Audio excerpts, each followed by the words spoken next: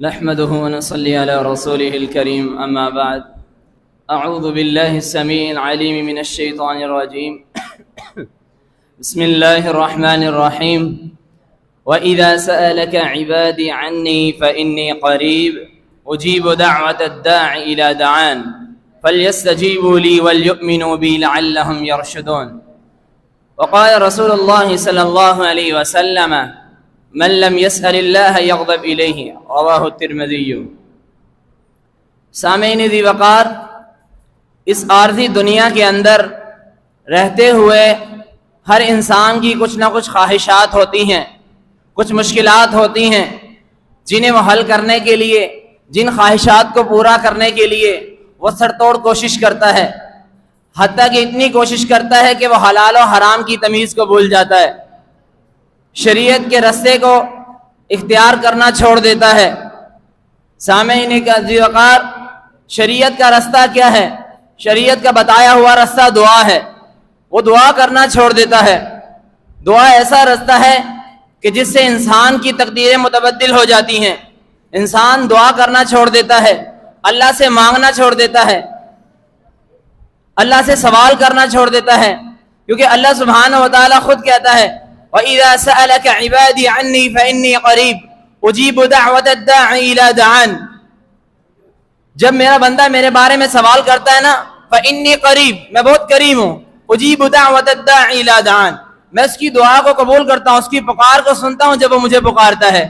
اسی طرح حضرت ابو ہریرہ فرماتے ہیں رسول اللہ صلی اللہ علیہ وسلم نے فرمایا مَن لَمْ يَسْأَلِ اللَّهَ يَغْضَبْ إِلَيْهِ، جو اللہ سبحانہ و تعالیٰ سے سوال نہیں کرتا، اللہ اس پر غصہ ہوتا ہے، اللہ اس پر ناخوش ہوتا ہے، ناراض ہوتا ہے۔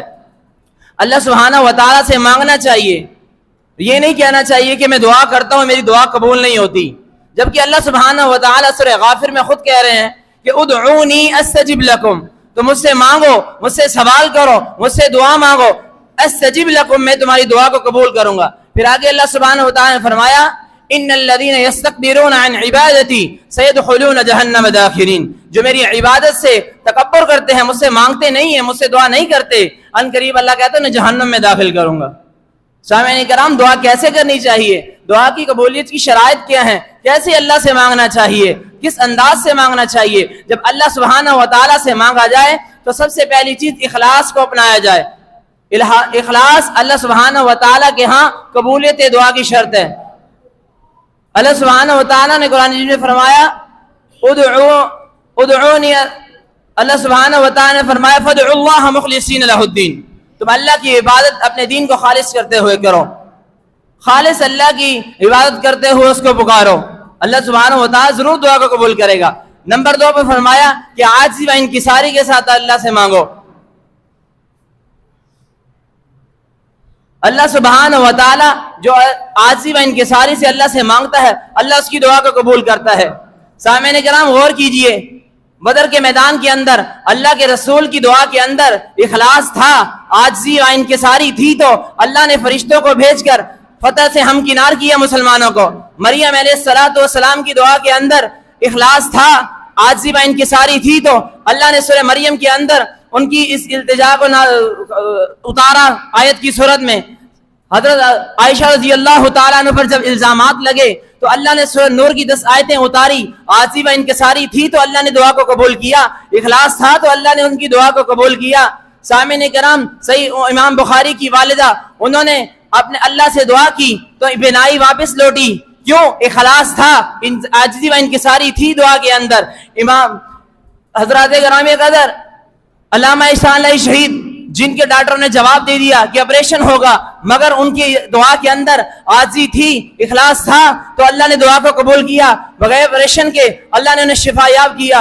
امام سدیس کی والدہ کی دعا کے اندر اخلاص تھا تو اللہ نے امام کعبہ بنا دیا امام سدیس کو۔ جب اللہ سبحانہ و تعالیٰ سے اخلاص سے مانگا جائے، عاجزی و انکساری سے مانگا جائے تو اللہ اس کی دعا کو ضرور قبول کرتا ہے، کیونکہ اللہ نے خود کہا کہ ادعونی استجب لکم، کہ مجھ سے مانگے میں ان کی دعا کو قبول کروں گا۔ سیدنا سلمان فارسی رضی اللہ تعالیٰ فرماتے ہیں کہ آپ علیہ السلام نے فرمایا اللہ سبحانہ ان ربکم تبارک و تعالی حی کریم، اللہ سبحانہ و تعالی سخی ہے، کریم ہے، یستحیی من عبدہ، اذا رفع يديه الیہ ان یردہما صفرا. اللہ سبحانہ و تعالیٰ کو حیا آتی ہے کہ جب بندہ اس کے سامنے ہاتھ اٹھاتا ہے اللہ کہتا ہے کہ اس کے ہاتھوں کو میں لٹا دوں. اسی لیے اللہ سبحانہ و تعالیٰ سے مانگنا چاہیے, سوال کرنا چاہیے, مایوس نہیں ہونا چاہیے کہ ہم دعا کرتے رہتے ہیں ہماری دعا قبول نہیں ہوتی. دعا قبول 3 طریقوں سے ہوتی ہے. دعا ضرور قبول ہوتی ہے جب اللہ تعالیٰ کے سامنے اخلاص سے مانگا جائے. کبھی اللہ سبحانہ و تعالیٰ اس دعا کو فوراً قبول کر لیتے ہیں, اور کبھی اللہ سبحانہ و تعالیٰ اس دعا کے بدلے میں انسان پر آنے والی مصیبت کو ٹال دیتا ہے, اور کبھی اللہ سبحانہ و تعالیٰ اس کی دعا کو آخرت کے لیے ذخیرہ کر لیتا ہے. اسی لیے مایوس نہیں ہونا چاہیے, رب سے مانگنا چاہیے, سوال کرنا چاہیے. اللہ سبحانہ و تعالیٰ سے دعا ہے کہ اللہ ہمیں اپنے رب سے مانگنے کی توفیق عطا فرمائے, اس سے التجائیں کرنے کی توفیق عطا فرمائے. آمین. وما علینا الا البلاغ.